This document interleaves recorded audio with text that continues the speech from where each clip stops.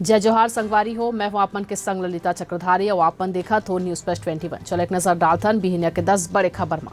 छत्तीसगढ़ सरकार हा बढ़ाइस ration card नवीनीकरण के तारीख अब 25 फरवरी तक आवेदन कर सकी हितग्राही। छत्तीसगढ़ के पुलिस कर्मी मन के बढ़ सकत है भत्ता। अंतर विभागीय समिति के होई गठन।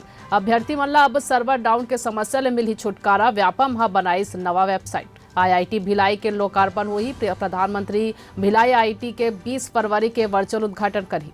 लोकसभा चुनाव ले पहली छत्तीसगढ़ कांग्रेस ला बड़का झटका। जुन्ना विधायक प्रमोद शर्मा और विधान मिश्रा थामिस भाजपा के दामन।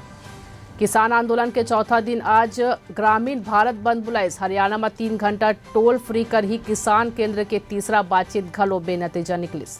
दिल्ली में पेंट फैक्ट्री में लगे आग, 11 लोगन की हुई मौत, 4 घायल।